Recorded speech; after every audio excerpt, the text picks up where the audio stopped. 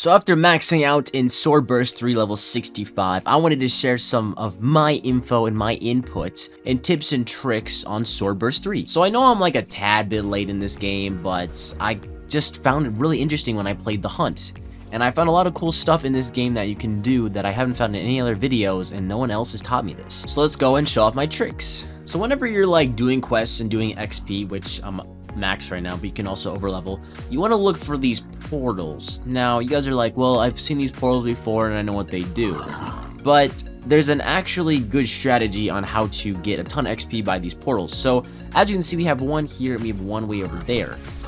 So what you want to do is you want to grab the quest that is associated with the razor boar or whatever animal you're trying to kill in this game.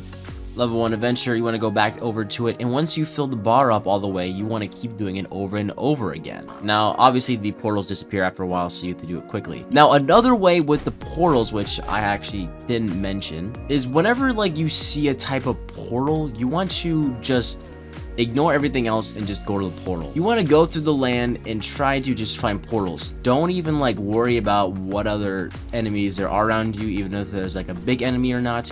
You just want to find the portals and that's it. So just use your mounts, or you can just Q dash all the way to them and it'll be a lot faster. But that's basically a way to get XP really fast. So if we're using the ability Tornado Rush, the one right here, and you want to be able to control it, which as you can see here, it kind of just moves you along and you can't really like control it that much. So I found a solution to this problem. So if you're ever fighting a boss or anything else, what you can do is when you're in mid-air, you want to click dash, which is just Q on your keyboard, and you can basically control it. So I'll show you a little demo right here. So as you can see, I can control the Tornado Rush, while when I'm in mid-air, I want to just click Q. Now, it's kind of hard to hit it every time, so I kind of mess up a little bit, but here's an example on the Yeti boss. As you can see, it's not too hard to do, but it can be a little bit of practice to do it, which I'll just show you guys right here.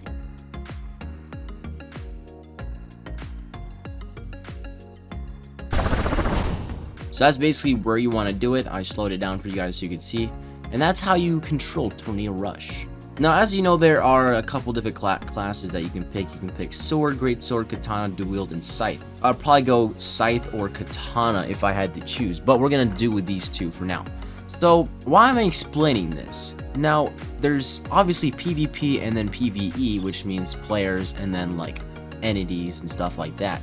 You want to have kind of two separate builds for each one of these, just so you have the maximum efficiency of killing them. So mainly for PvE, I like to use the Scythe, which I have the abilities of White Slash, Scythe Throw, and then Fan Spin. So I use each one of these.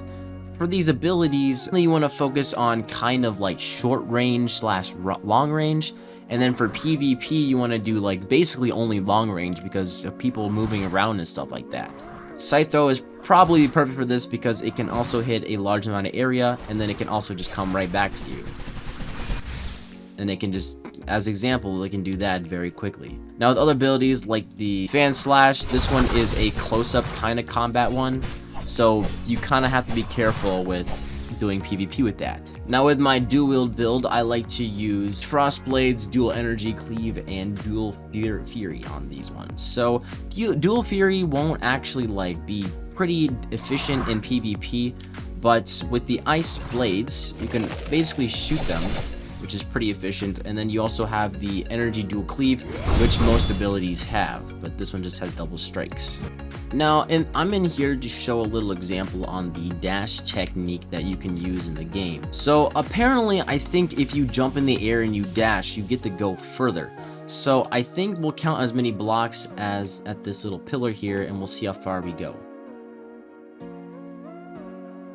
So we kind of reached the end of this one, so that's 9 about at the tip of 8, so we'll do 9 at the tip of 8, and if we'll go back, now if we do not jump in the air, and we'll see how it goes. So as you can see, we were a bit short from the 9th one. We are on the kind of middle of 8th. Apparently jumping is kind of a tactic in this game. Well, obviously I'm not sure if I haven't seen anyone actually dash on the ground, unless you're just like fighting a boss or anything, you're just trying to do movement. But jumping also does help. Now, a lot of people didn't know this. If you click control on your keyboard, you can run, which I actually don't even do in this game, which is just really weird. So now, if you are a Scythe user or a main Scythe user, this one's for you. With the Scythe throw, you can actually do damage and use another ability while you use the Scythe throw. So as you can see here, it gives you a little prompt that you're actually still doing damage while you kill the entity. So it's kind of weird. Now you can also do this while using other abilities. So this Ice Wraith, we'll just go ahead and use this ability, dash forward, and as you can see, we basically killed it in an instant, which is pretty insane dealing with like how crazy that is. Now I'm pretty sure this might get patched in the future. I'm not entirely sure, but that's one for you Scythe mains. Now this one isn't really a huge tip and trick, but if you do change the size of your body to a very low height but kind of a width body, but the body length doesn't exactly matter. See, I am pretty tiny. Now people say that this reduces your hitbox, but you also look pretty dumb. Like, look at this, look how dumb you look. Now you can just increase your width of your body and it doesn't really matter, but I've been told that if you want to have a lower hitbox, just lower your height and then you should be fine. So I haven't really tested this much, but I mean, I'm kind of short in real life, so I mean, this is kind of representing me. So for my last trick up the sleeve, now this was supposed to be in the Void Tower, but since I kind of already completed it, I can't really go back to it. So let's just pretend this is kind of one of the spaces for the Void Tower. What you want to do is, instead of killing them one by one, you want to kill them all at one time. So if you get your mount and you fly around and you kind of just attract them. Now, this doesn't really work that much because they're supposed to follow you in the Void Tower, which they don't right now. So just pretend that all these guys are following you, and we can attract 2 of them at a time actually. So once they're all together, you want to use any of your ranged abilities. So this is like my slash or my Scythe throw, and then basically you're just killing them all. Now you can also use the agility ability. Now this would waste your SP sadly, but some people do use it, like my friend Zerk, and he says it's kind of faster, but I kind of disagree with him. So that's all my tips and tricks for Swordburst 3. Floor 4 is going to come out soon, which I'm very excited for because I love this game so much. I'm a big SAO fan. Anyways, thanks for watching. Make sure to like and subscribe, and I'll see you guys later.